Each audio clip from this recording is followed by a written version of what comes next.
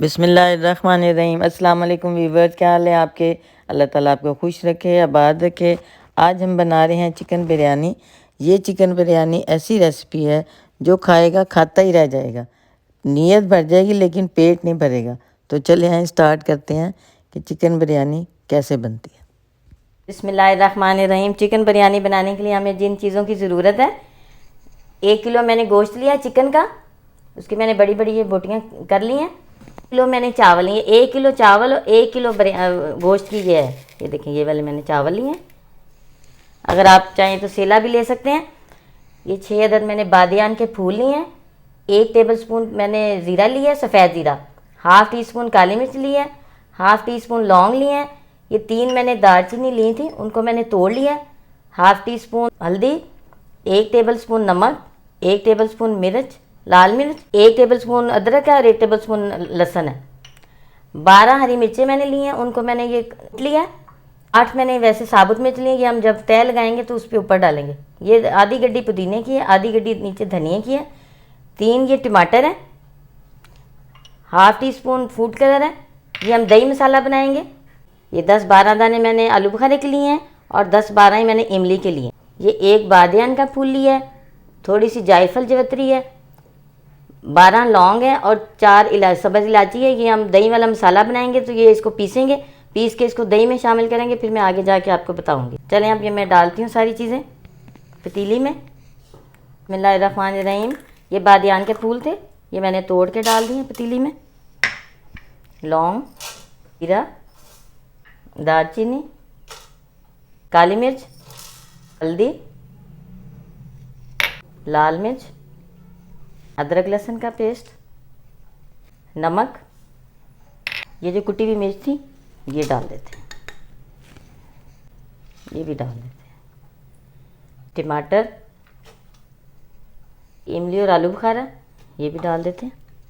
1 glass پانی چولہے پہ رکھ دیتے ہیں مکس کر کے۔ الرحمن الرحیم۔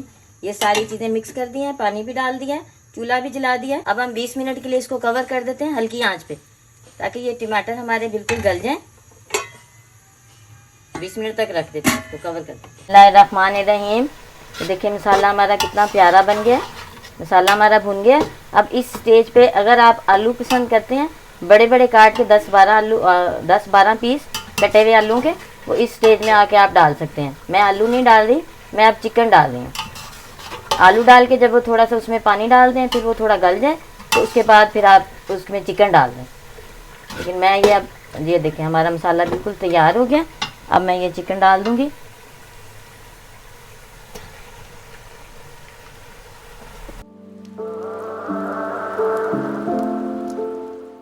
جو میں نے آپ کو دہی بتائی تھی، اس دہی میں یہ فوڈ کلر ڈال دیتے ہیں۔ اس کا یہ جو میں نے بتائی تھی الائچی، لونگ، جائفل جوتری، یہ اس میں ڈال۔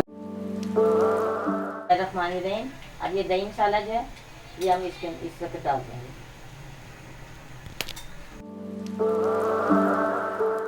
سب بھن گیا۔ اب اس میں 1 گلاس پانی ڈالتی ہوں اور ہلکی آنچ پہ رکھ دیتی ہوں۔ ہلکی آنچ پہ یہ نا تھوڑی دیر پکے گا، اس کے بعد پھر ہم اس میں چاول ڈالیں گے۔ میری مرغی ذرا چھوٹی تھی، اگر آپ کی مرغی بڑی ہے تو آپ 2 گلاس پانی ڈال لیں۔ گوشت کو بھی میں نے پہلے سرکے اور نمک سے 2 گھنٹے بھگو دیا تھا، اس سے میں نے دھویا تھا اور اس سے پھر بالکل اسمیل چلی جاتی ہے گوشت کی، اور یہ بڑی اچھی خوشبو آ رہی ہے بریانی کی۔ یہ قورمہ ہمارا، اب میں اس کو کور کر دیتی ہوں۔ 20 منٹ کے لیے اس کو میں کور کر دیتی ہوں ہلکی آنچ پہ۔ بسم اللہ الرحمن الرحیم۔ قورمہ ہمارا تیار ہو گیا ہے۔ یہ دیکھیں اتنا پانی، اتنا مسالہ اور پانی اتنا ضرور ہو تاکہ ہمارے نیچے چاول نہ لگیں۔ جب اس میں ڈالیں تھوڑا پانی ضرور ہونا چاہیے۔ اب اس میں مرچیں ڈال دوں گی، پودینہ دھنیا ڈال دوں گی، پھر اوپر سے اب چاول میں نے پانی رکھا ہے 3 لیٹر کے قریب میں نے پانی رکھا ہے ابالنے کے لیے پتیلی میں۔ 2 ٹیبل سپون میں نمک ڈال رہی ہوں۔ اگر آپ کے پاس سیلا چاول ہے تو آپ اس کو 2 گھنٹے کے لیے بھگوئیں، اگر آپ دوسرے چاول ہیں تو آپ اس کو صرف آدھے گھنٹے کے لیے بھگو دیں۔ اور اب میں نے یہ نمک ڈالا ہے، پانی بوائل ہوتا ہے، پھر میں اس میں چاول ڈالتی ہوں۔ بسم اللہ الرحمن الرحیم۔ پانی ابلنا شروع ہو گیا، اب ہم اس میں چاول ڈال دیتے ہیں۔ اس میں ہلا دیتے ہیں سارے چاولوں میں. پھر جب تک ابالا نہیں آئے گا تب تک اس کو نہیں ہلانا. اگر زیادہ ہلاؤ تو چاول پھٹ جاتے ہیں. بس ہم نے 80% ابالنا ہے, بہت زیادہ چاولوں میں نہیں ہلانا, چاول ٹوٹ بھی جاتے ہیں کیونکہ یہ ہمارا سیلا نہیں ہے, سیلا نہیں ٹوٹتا. یہ باسمتی چاول ہے.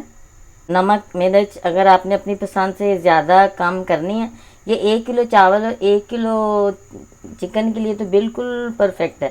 اگر آپ نے زیادہ اسپائسی کھانی ہے تو آپ زیادہ بھی کر لیں. اس میں 1 چمچ میں نے ڈالا ٹیبل سپون بھر کے وہ اس کا مرچوں کا لال کا. آپ 1.5 ڈال لیں, 2 ڈال لیں, جتنا آپ کا دل کرے آپ اتنی ڈال لیں. اس کو میں نے 10 منٹ دینا ہے. اگر آپ کے پاس سیلا چاول ہے تو اس کو آپ 20 منٹ تک دیں دم. پھر بہت اچھے چاول بن جائیں گے, کھلے کھلے. ہمارے ہو گئے ہیں, ان کو میں اب اس میں ڈال دوں گی, قورمے میں ڈال دیتے ہیں. 80% ہو گئے ہیں, 20% رہ گئے ہیں, وہ قورمے میں پک جائیں گے. اب ہم چاولوں کو قورمے میں ڈال دیتے ہیں. بسم اللہ الرحمن الرحیم.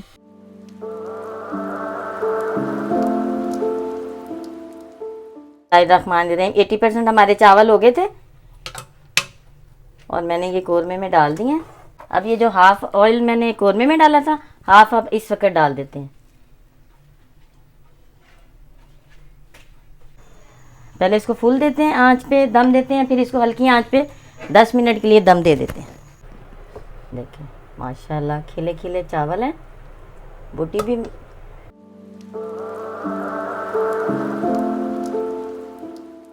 میں نے اس کو 15 منٹ دم دیا ہے. پہلے 10 منٹ کہا تھا میں نے, لیکن 10 منٹ میں نہیں ہوئے, 15 منٹ میں ہوئے ہیں. اب میں اس کو 15 منٹ میں دم دیا ہے تو اب اس کو میں ڈش آؤٹ کر کے دکھاتی ہوں آپ کو. بسم اللہ الرحمن الرحیم. بریانی تیار ہو گئی ہے, بڑی لذیذ اور ٹیسٹی, اور اتنی آسان طریقے سے میں نے بتائی ہے کہ یہ بچیاں بھی سب بھی یہ بڑے آرام سے پکا سکتی ہیں. ساتھ میں نے رائتا بنایا ہے کہ ماشاءاللہ چاول بھی کھلے کھلے ہیں, بڑی جوسی اور بڑی مزے کی بنی ہے.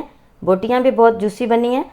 آپ نے ضرور ٹرائی کریں, ریسیپی کو ضرور ٹرائی کریں, اور میری ویڈیو پسند آئے تو آپ نے لائک کریں, شیئر کریں, اور میرے چینل کو سبسکرائب کریں. Thank you. اللہ حافظ.